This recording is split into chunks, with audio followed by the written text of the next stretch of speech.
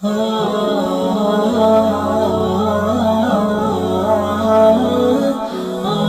भाई स्पीचेस सबक आमूज वाक़ियात, इस्लाही बयानात दुनिया व आखिरत को खूबसूरत बनाए। बिस्मिल्लाहिर्रहमानिर्रहीम, अल्हम्दुलिल्लाहि रब्बिल आलमीन, अर्रहमानिर्रहीम, मालिक यौमिद्दीन। मोहतरम मुसलमान भाइयों, अस्सलामु अलैकुम वरहमतुल्लाहि वबरकातुहू। आज की सबक का उन्वान है खलीफा हारून रशीद बादशाह और एक मलंग का किस्सा। खलीफा हारून रशीद बादशाह पुराने जमाने में एक आबासी खलीफा गुजरे हैं और बगदाद शहर के रहने वाले थे। नेक इंसान। बहुत से वाक़ियात मुख्तलिफ किताबों में हारून रशीद बादशाह के बारे में आए हैं। और इसी बगदाद के शहर में एक मलंग भी रहते थे जिसका नाम बहलूल था, लेकिन लोग इसे पागल के नाम से पुकारते क्योंकि ये अल्लाह वाले थे, लोगों से बेरग़बत थे, दुनिया की कोई परवाह न थी और मोहब्बत सिर्फ अल्लाह से थी। बगदाद के शहर की गलियों में नंगे पांव घूमते और ये बादशाह अपना दिल खुश करने के लिए इस मलंग को कभी अपने दरबार बुला लेते और इससे मजाक किया करते। एक दिन बादशाह सलामत अपने तख्त पर बैठे हैं और चाकू से पल काट कर खा रहे हैं। तो ये बहलूल ये भी हाजिर हुआ। बादशाह ने मजाक करते हुए कहा, ए पागल, तुझसे अगर कोई बड़ा पागल मिले तो ये चाकू उसे दे देना। बहलूल ने हकीकत में जानकर इस चाकू को अपने कशकोल में डाल दिया और वहां से रवाना हुए। इस दरमियान बहुत सा अरसा गुजरा। एक दिन ये मलंग एक जंगल में है, वहां से एक आदमी गुजर रहा था तो देखा कि वो मलंग यहाँ पर है। कहा, ए मलंग, तुम कैसे बेवफा आदमी हो। आपका वो दोस्त हारून रशीद बादशाह बहुत सख्त बीमार है और आप उसके बारे में पूछते भी नहीं, इजाजत के लिए भी नहीं गए। बहलूल ने जब ये सुना तो वहां से फौरन निकले और बादशाह सलामत के दरबार पहुंचे।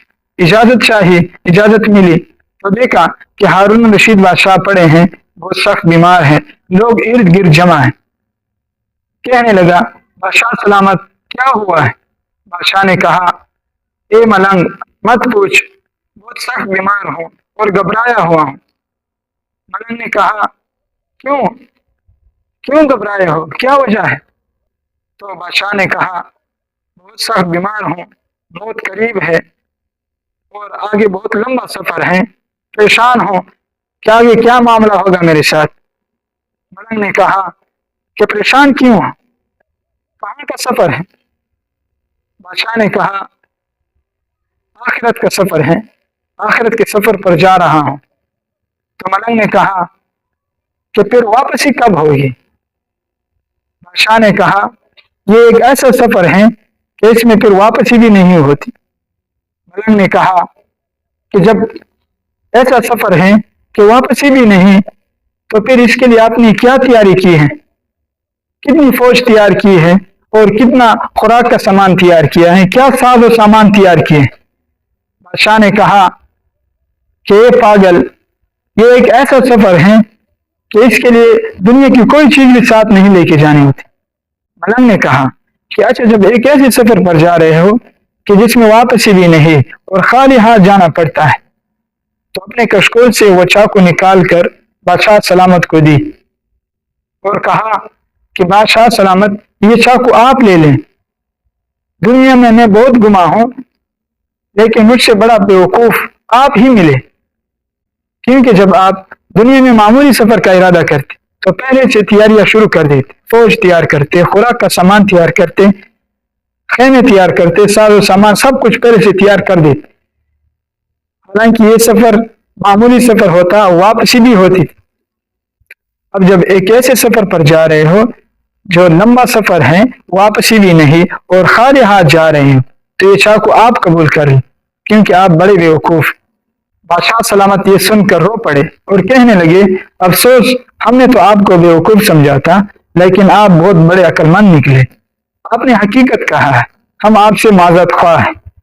इस किस्से को बयान करने का मकसद ये था कि हम भी दुनिया में मामूली सफर के लिए तैयारी तो बहुत एहतियात से करते हैं, लेकिन आखिरत का सफर जो हमेशा के लिए सफर है, वापसी भी नहीं, उसकी परवाह ही नहीं। افسوس کہ ہم نے دنیا کی زندگی کو جو کہ عارضی زندگی ہے اختیار کر کے آخرت کی جو ہمیشہ والی زندگی ہے اس پر بہت شوق سے ترجیح دی ہے۔ اللہ پاک ہم سب کو آخرت کی تیاری کرنے کی توفیق عطا فرمائے۔ آخر دعوانا ان الحمد للہ رب العالمین۔